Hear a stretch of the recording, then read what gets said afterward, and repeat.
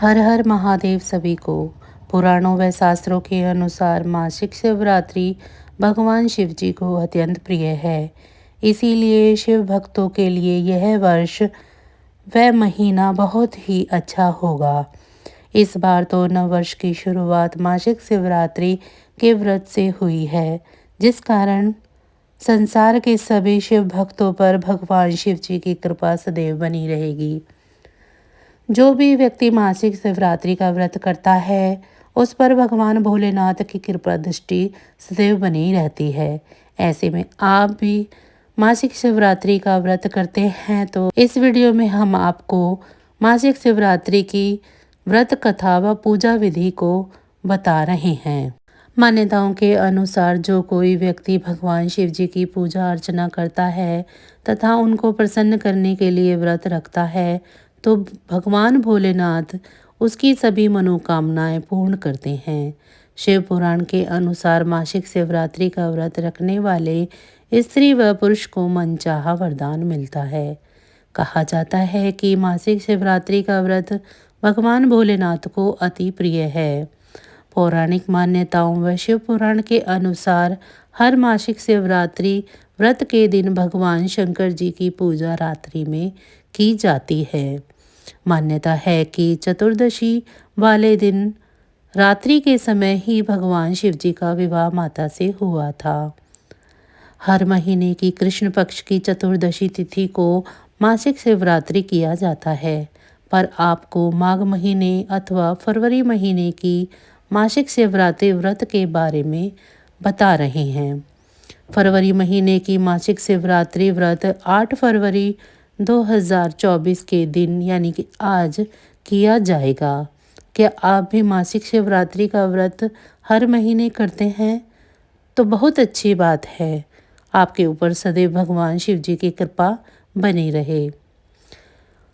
इस व्रत को रखने वाले व्यक्ति भगवान शिव जी की पूजा अर्चना रात्रि के समय करते हैं, क्योंकि शास्त्रों में इस व्रत को अति उत्तम बताया गया है।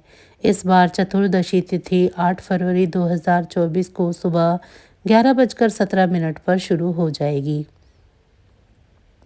उसके बाद 9 फरवरी 2024 को शुक्रवार प्रातः 8:02 पर समाप्त होगी। माघ मास की शिवरात्रि का व्रत 8 फरवरी गुरुवार के दिन यानी कि आज रखा जाएगा। शिवरात्रि की पूजा का समय होगा रात्रि 12:09 से 1:01 तक। लगभग 1 घंटे का पूरा समय होगा। ब्रह्म मुहूर्त सुबह 5:21 से 6:13 तक है। आइए चलिए जानते हैं कि मासिक शिवरात्रि की पूजा विधि क्या होगी। पौराणिक मान्यताओं के अनुसार मासिक शिवरात्रि वाले दिन भगवान शिव जी की पूजा अर्धरात्रि के समय की जाती है, क्योंकि ऐसा पुराणों व शास्त्रों में लिखा गया है।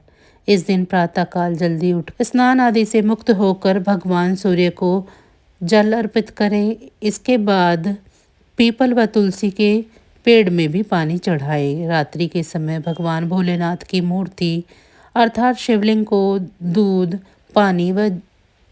पानी व गंगा जल से स्नान आदि कराएं। इसके बाद भगवान का रोली मोली, दूध, दही, घी, बेलपत्र, धतूरा, सृजन के पुष्प, फल, पुष्प आदि से भगवान भोलेनाथ का अभिषेक करें। इसके बाद भगवान के भजनों का गुणगान करें और आरती करें। इसके बाद भगवान शिव जी को भोग लगाकर वितरण करें। दूसरे दिन मासिक शिवरात्रि के व्रत का पारण करें। पूजा करते समय भगवान शिव जी के महामंत्र ओम नमः शिवाय का जाप करें। चलिए अब जानते हैं मासिक शिवरात्रि की व्रत कथा के बारे में। प्राचीन समय की बात है, एक चित्रभानु नामक शिकारी था। वह शिकार करके उसे बेचता और अपने परिवार का पेट भरता।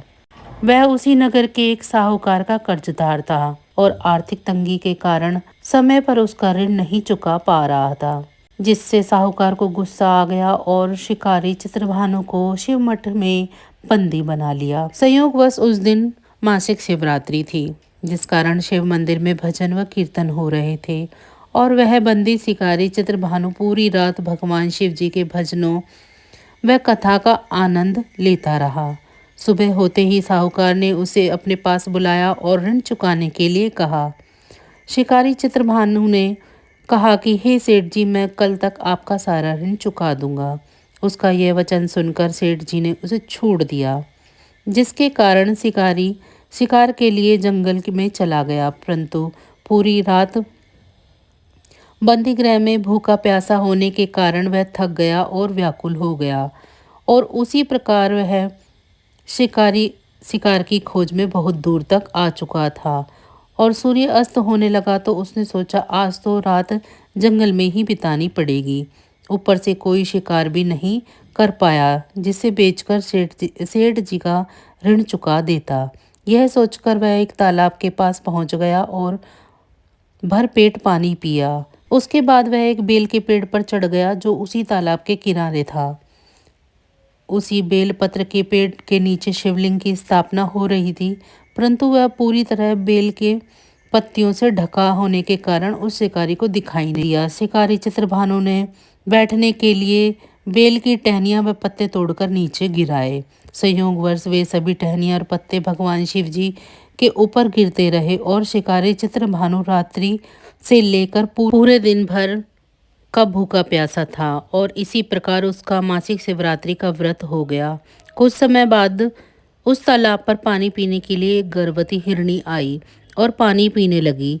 हिरनी को देखकर शिकारी चित्रभानु ने अपने धनुष पर तीर चढ़ा लिया और छोड़ने लगा, तो गर्भवती हिरनी बोली, तुम धनुष मत चलाओ, क्योंकि इस समय मैं गर्भवती हूँ और तुम एक साथ दो जीवों की हत्या नहीं कर सकते।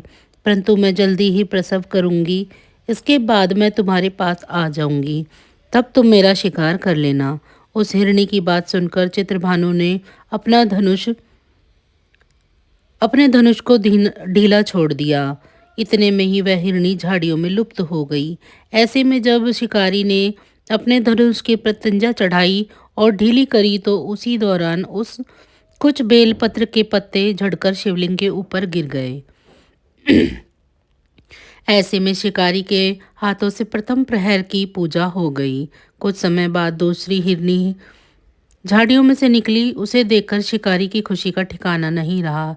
चित्रभानु ने उस हिरनी को शिकार करने के लिए अपना धनुष उठाया तो और तीर छोड़ने ही लगा था तो हिरनी बोली, हे शिकारी, आप मुझे मत मारो, मैं तो अभी ऋतु से निकली हूँ और अपने पति से बिछड़ गई। उसी को ढूंढती हुई मैं यहाँ तक आ पहुँची। मैं अपने पति से भेंट कर लूँ, उसके बाद तुम मेरा शिकार कर लेना। यह कहकर वह हिरनी चली गई। शिकारी चित्रभानु अपना 2 बार शिकार खोकर बहुत दुखी हुआ और चिंता में पड़ गया कि सेठ जी का ऋण कहाँ से चुकाऊंगा। जब शिकारी ने दूसरी हिरनी का शिकार करने के लिए धनुष पर प्रत्यंजा चढ़ाई थी तो कुछ बेलपत्र के पत्ते झड़कर शिवलिंग के ऊपर गिर गए। ऐसे में पूजा का दूसरा पहर भी संपन्न हो गया।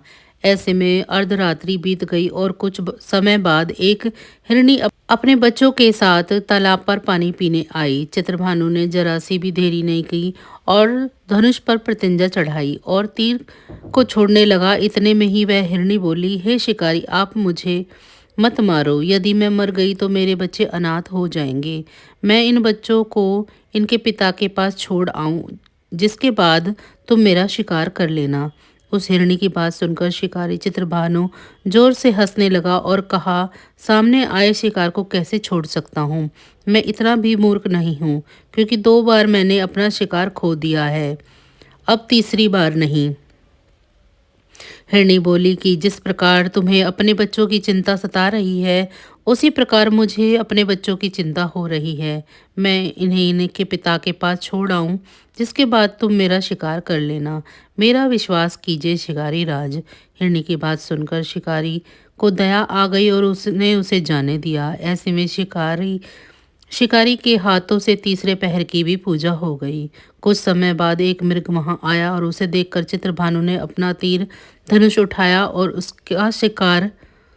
उसके शिकार के लिए छोड़ने लगा। तो वह मृग बड़ी विनम्रता के साथ बोला, हे शिकारी, तुमने मेरे 3 पत्नियों और छोटे बच्चों को मार दिया। बोला, हे शिकारी, यदि तुमने यदि तुमने मेरी तीनों पत्नियों और छोटे बच्चों को मार दिया तो मुझे भी मार दो, क्योंकि उनके बिना मेरा इस दुनिया में कोई नहीं है। यदि तुमने उनको नहीं मारा तो जाने, क्योंकि मैं उन तीनों हिरणियों का पति हूँ और वो मेरी ही तलाश कर रही हैं। यदि मैं उन्हें नहीं मिला तो सभी मर जाएंगे। मैं उन सभी से मिलने के बाद तुम्हारे पास आऊँगा, जिसके बाद तुम मेरा शिकार कर सकते हो। उस मृग की बात सुनकर शिकारी को पूरी रात का घटना चक्र समझ आ गया और उसने पूरी बात उस मृग को बता दी। मेरी तीनों पत्नियां जिस प्रकार प्रण करके आई हैं उसी प्रकार वो वापस आ जाएंगी, क्योंकि वो तीनों अपने वचन की पक्की हैं। यदि मेरी मृत्यु हो गई तो वो तीनों अपने धर्म का पालन नहीं करेंगी। मैं अपने पूरे परिवार के साथ शीघ्र ही तुम्हारे सामने आ जाऊंगा। कृपया करके अभी मुझे जाने दो। शिकारी चित्रभानु ने उस मृग को भी जाने दिया और इस प्रकार अनजाने में उस शिकारी से भगवान शिव जी की पूजा संपन्न हो गई, जिसके बाद शिकारी का हृदय बदल गया और उसके मन में भक्ति की भावना उत्पन्न हो गई। कुछ समय बाद मृग अपने पूरे परिवार अर्थात तीनों हिरणियों व बच्चों के साथ उस शिकारी के पास आ गया और कहा कि हम अपनी प्रतिज्ञा अनुसार यहाँ आ गए, अब आप हमारा शिकार कर सकते हैं। शिकारी चित्रभानु जंगल के पशुओं की सच्ची भावना को देखकर उसका हृदय पूरी तरह से पिघल गया और उसी दिन से उसने शिकार करना छोड़ दिया। दूसरे दिन प्रातः होते ही सेठ जी का ऋण किसी और से उधार लेकर चुकाया और स्वयं मेहनत करने लगा। इसी प्रकार उसने अपने जीवन को अनमोल बनाया। जब शिकारी चित्रभानु की मृत्यु हुई तो उसे यमदूत लेने आए, किंतु शिवदूतों ने उन्हें भगा दिया और उसे शिवलोक ले गए। इसी प्रकार उसे मोक्ष की प्राप्ति हुई।